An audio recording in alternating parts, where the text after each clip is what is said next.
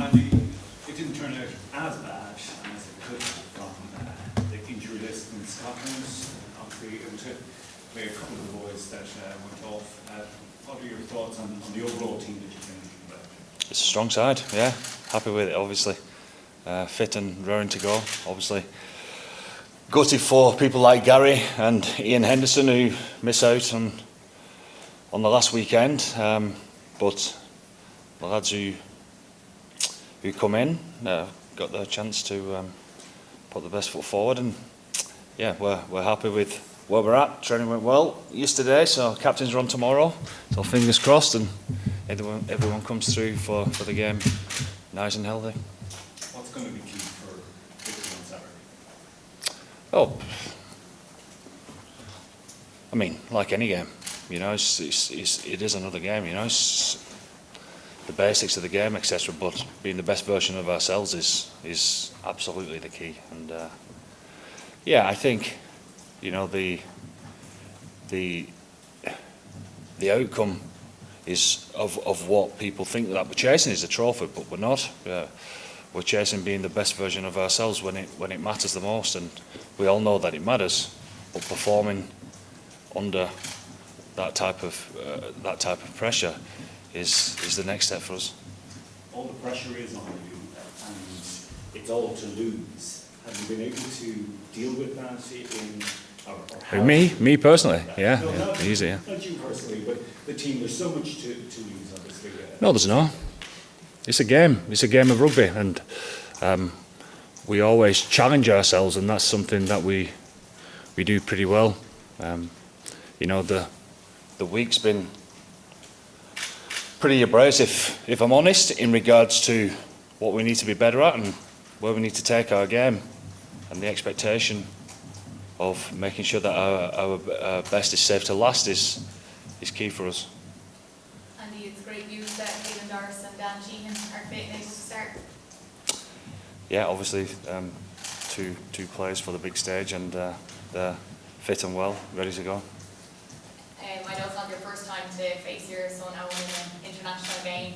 What is it like in the build-up to such a big game with a Grand Slam on the line?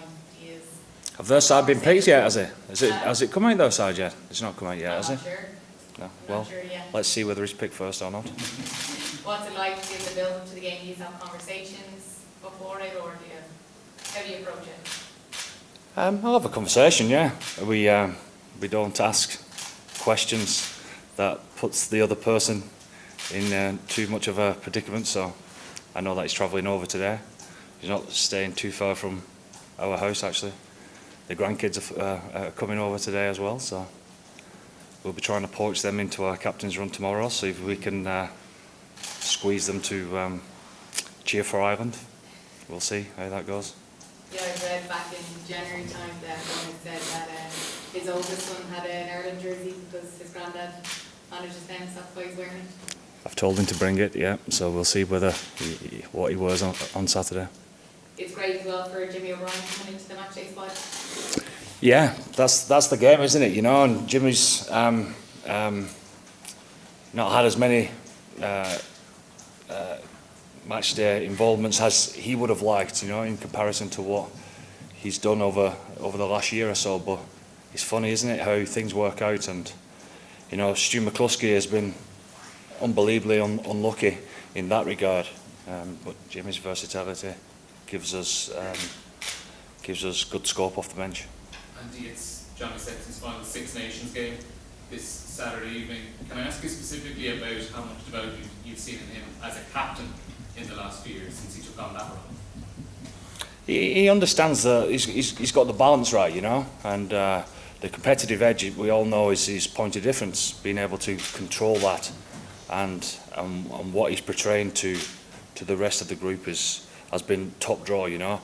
I still think he's 100% getting better and better in that regard, and long may that continue into the World Cup.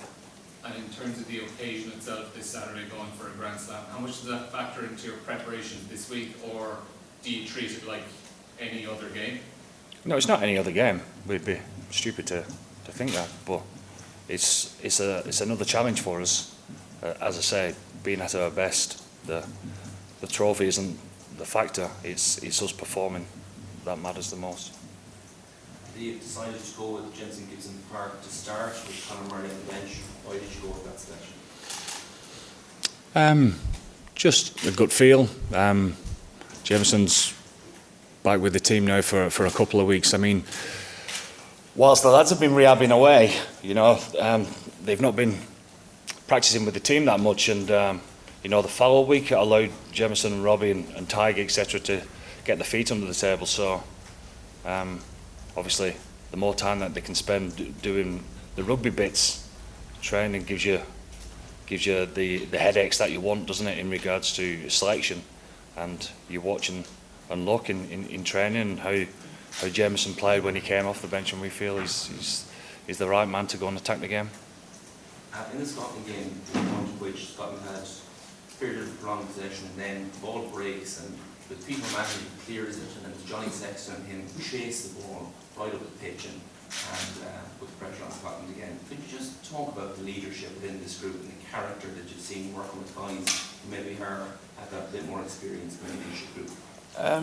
I mean, it's been well documented that we've worked hard on the leadership group, but the biggest compliment that I can pay to them would be, you know, the goal was to always to make sure that everyone else is within the group is leading themselves, you know, and that's how you make people feel, and they've achieved that. I think there's obviously still a long way to go, but I think everyone who's taking the field now, and not just the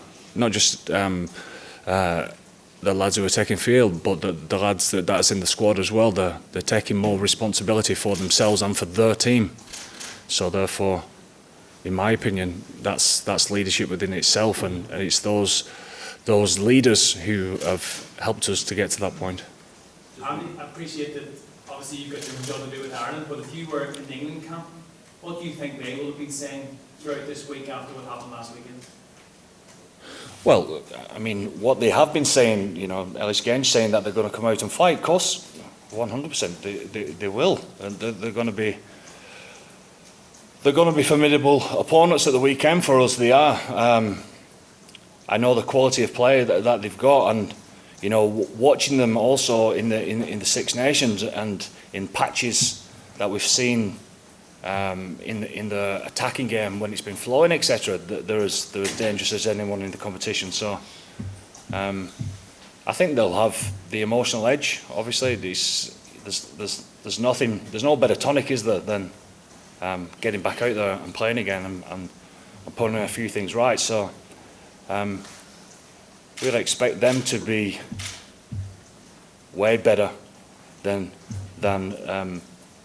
the best so far, because I know that's what's in them. You know, I know the fight that's in the players and the coaching staff, etc. And I suppose in many ways this is the perfect weekend for them. So we're expecting them to be at the best, and yeah, that's good for us. You know, again, it allows us to challenge ourselves. Even before the Wales game, Paul O'Connell in his pre-match press conference spoke about how he felt this group of players embraced being a favourite, embraced being the #1 team in the world. How impressed have you been with the way the players have dealt with that situation? Perhaps maybe when previous Irish sides, even Paul and Brandon Driscoll admitted it, they would shy away from that. How pleasing is it that at the top level, your guys are, if you want to use a better word, enjoying rugby and enjoying the moment and enjoying being the target for every other team in the world? Yeah, it's we've performed pretty well in big games, but it's never been perfect, and I think that's the answer, really. That we're always chasing something, and when you're trying to be the team that you know you can be, it's pretty difficult to nail that down every single week, you know. So there's always something to chase, and our potential hasn't been reached yet. So there's always a realisation of what we're trying to get after and achieve, and that's always bigger than the result, you know. So it keeps us pretty grounded. And in the last couple of Grand Slam decided have been over in Wales, over in England. Yeah. How big a factor is it having here, and what do you want to see it here maybe? It's something that we've talked about from day one coming in before we went to Portugal. That it's not been done here, so Murray, we've earned the right, haven't we, to have a go at that. So we know how much it means to the Irish people, and you know their support has been unbelievable for us. And I hope there's a bit of a two-way thing come on Saturday where we try and get them going and they try and get us going as well. But you can feel the buzz. But that's what we've done. We've put ourselves in a position to have a crack at this, and it's something that we've been upfront about from the beginning, which is pretty pleasing. But now we're here, we've got to deliver. Put a big focus on that kind of connection. I think right from the start, obviously, you kind of focus on Ireland's role in this campaign. Yeah. We heard bits and things, so I'm sure there's more. Why has that been such a big focus for you guys? Because we genuinely do care about the game in Ireland. You know, it's what is it? Probably the fourth biggest sport. You know, we want to grow the game. We want to inspire a generation of people to enjoy the rugby. You know, and we want people to be proud of what we're doing, and that's genuine. You know, we get a buzz from that connection. You know, and we feel it massively. So.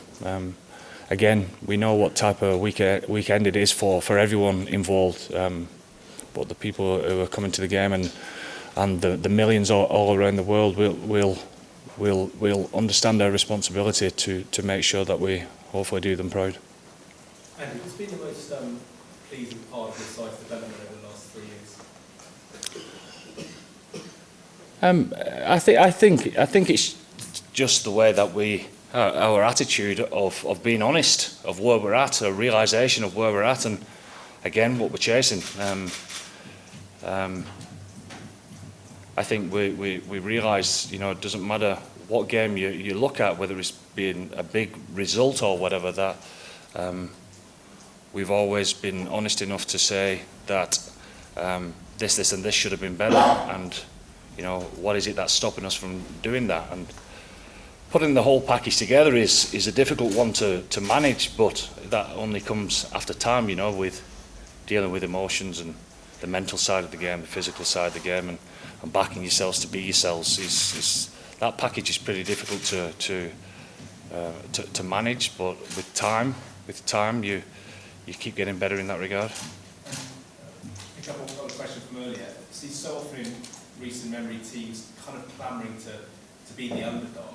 But your heavy favourites tomorrow, to be a really great side, does the team have to keep on embracing the favourite style week on week on week? You know, everyone talks about walking towards stuff and trying to be yourself, but we don't. I mean, you know, we don't want to be number two in anything. You know, in this weekend we don't want to be second best. We don't want to be second best in anything really. So. But in that regard, it's not embracing that, it's embracing the challenge of being ourselves, being our best. That's all that matters. And if that's all that matters, then what have you got to lose? You know, that's the pressure that we put on ourselves. Okay, same last one in this section. You talk about chasing perfection. In a coach's mind, is perfection attainable? No, and it never is, and the players know that. You know, we talk about it all the time. You know, so it's something that you're always chasing. You're always trying to tinker with to try and improve, and that's how it's always going to be. You know, that's the reality of life, isn't it? And I think you said you could get better. Give us a headline on an area that you could get better at. Yeah, everywhere. Like you know, I see reports every week that said, you know, whatever side, not just us. They were clinical. They were this. They played at speed. They did this. They did that. But when we analyse any of our games, you know, you look at say the perfect game, the perfect performance that you remember back in history. You'll watch it back over again, and it's littered with all sorts, isn't it? Really, you know. I suppose, you know, the England game in the semi-final in the World Cup.